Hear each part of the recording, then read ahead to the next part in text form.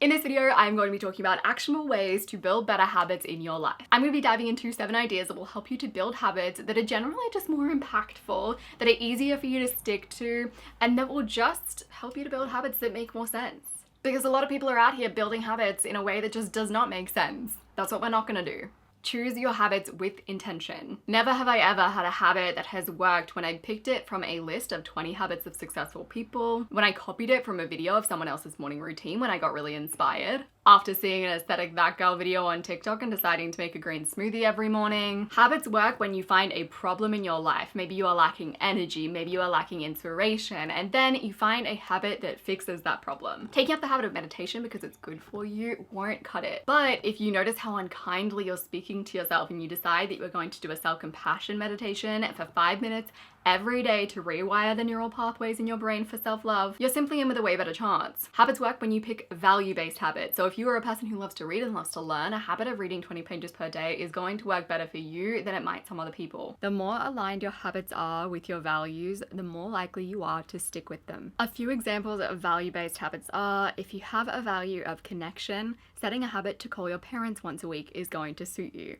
If you have a value of growth, a habit of monthly planning for your goals is going to suit you. Choose high impact habits. My favorite kind of habits that I think are the most impactful and purposeful are push habits. So a push habit is something that either creates more time, money, a better mindset, more energy, making your other goals way easier to accomplish, or it achieves multiple goals, usually in like a domino effect. A push habit can be as simple as filling out a daily planner every night. You complete your daily planner, you wake up with more clarity, so you get more done. Because you're getting more done, you're generally less stressed. You're also planning in time to work on your goals, so your goals are getting done with more consistency. It's a habit that has a huge knock-on effect. Look at your habit from a new angle. When you start thinking about habits that you want to embrace, you usually have one idea of how a habit looks. You want to write a book, so a writing habit to you looks like waking up at 6 a.m, writing your 250 words, getting on with life. But your writing habit might also look like heading to a coffee shop after work, alternating between one day of writing, one day of researching, one day of editing. It might look like you going to the nearest park every lunchtime. One day you write down a few bullet points, the next day you flesh that out into a paragraph. When you attach yourself to one specific way of performing a habit, you cut out so many options. And in amongst that pile of options, there could be something that's way more suited to you that you'd be much more likely to stick to. Ask yourself, if the current way that I want to do this habit didn't exist as an option, how else might I do it? To start looking at your habit from a fresh angle. Approach your habits with curiosity. A lot of research has been done on performance-only goals, like going to the gym 5 times a week, versus learning-focused goals, like discovering how to get your body moving regularly and consistently. Unsurprisingly, when you are approaching your goals with this mindset of curiosity, with this mindset of, I'm going to learn something new about myself, I'm going to discover how I work best, you've got way more internal motivation, you are more persistent, and you are more resilient when you face challenges.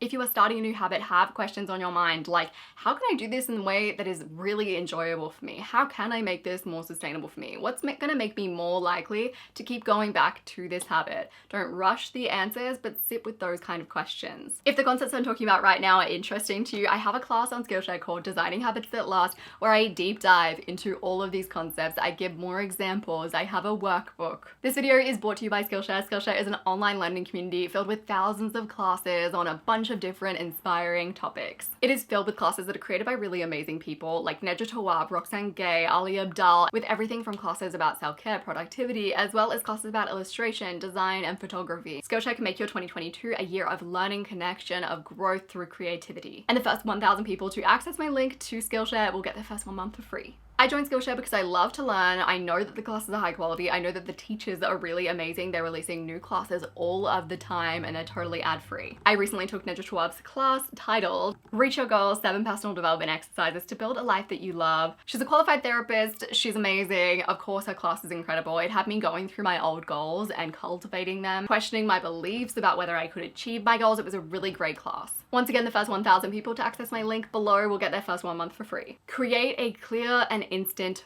why. The right why will energize you, it will motivate you. The wrong why will demotivate you, it will drain you. Design a why with these 3 ideas in mind. Firstly, we're gonna make it a one motivation source why. We are not going to list a whole bunch of reasons that we are doing a habit because that dilutes our focus and it dilutes our motivation. For example, a why of I'm exercising to get healthy, to get fit, to feel motivated, to feel energized, to feel good. That is a multiple motivation why. We don't want anything to do with it. A single motivation why would be I exercise because it makes me feel energized during my day. It's clear, it's focused, it gives you one motivation source to go back to. Focus your why on how you want to feel and what you want to experience. So for example, I want to create TikTok videos making finance information simple because I really enjoy making complex information easy. Thus, I want to create TikToks to get big and make money. The next thing your why should do is focus on a concrete and quick way that your life is going to be enhanced by said habit. For example, the habit of writing every day might just make you feel good. For me, I know when I'm taking notes, I feel energized. Focus on that versus writing every day to eventually produce a book. Focusing on the more instant reward, so how you feel, what you experience, is much more likely to keep you going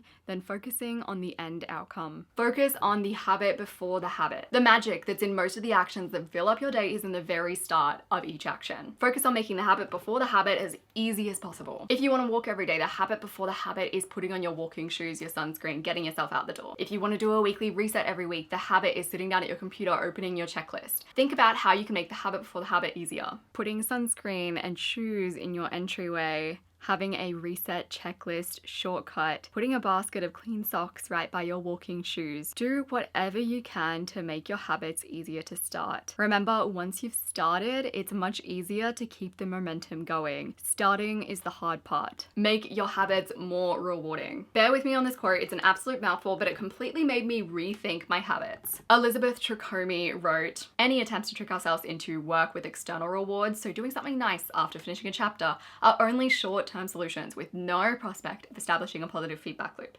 They are very fragile motivational constructions. Only if the work itself becomes rewarding can the dynamic of motivation and reward become self-sustainable and propel the whole process forward." Basically, external rewards, like a piece of chocolate after a run, they're not sustainable. They're not really going to help you. You need to bake the reward into the habit itself. You need to find or create the reward within your habit, whether that's within the act of running every day or within the act of reading your 10 pages. Find or create the reward within your habit. Value-based habits are great because they are often rewarding without even trying. Just like the process of it is rewarding to you because it's based on one of your values. People who love to read will read because they find it fun. But some habits aren't as rewarding immediately. So you need to find the reward or make the reward. So for example, I am starting this year out making home-cooked meals, which is something that I have not done in a while, but the way that I'm making it rewarding for myself is that I want to get really, really good at basic meals. I am not out here to become a chef, but I do want to make a carbonara that tastes good and no one can question how good it tastes. I'm getting fascinated with really basic recipes and making these really basic recipes taste incredible. You can also add a constraint to your reward to make it more fun, make it more like a game. For a weekly meal prep habit, I can only cook meals that have 7 ingredients or less, and I need to make them taste good. Bake the reward into the habit. You can also look for the reward within a habit. So pay attention to how you feel as you complete a habit. There might be a reward within a behavior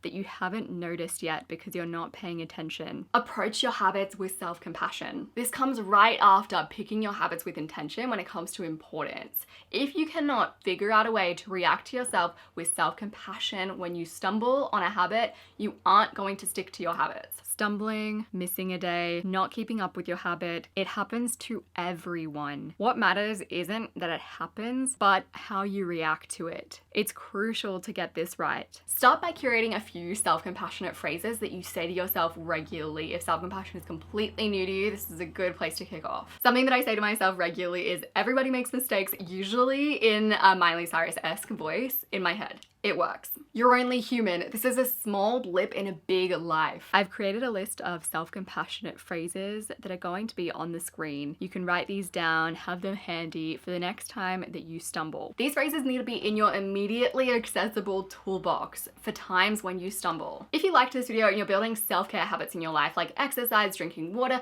eating better food, I have a really good video that you should watch after this one, and that's called How to Build Self-Care Habits That Stick. It's totally focused on self-care style habits, and it's also very focused on the mindset side of habit building. I appreciate you so very much, and I will see you soon.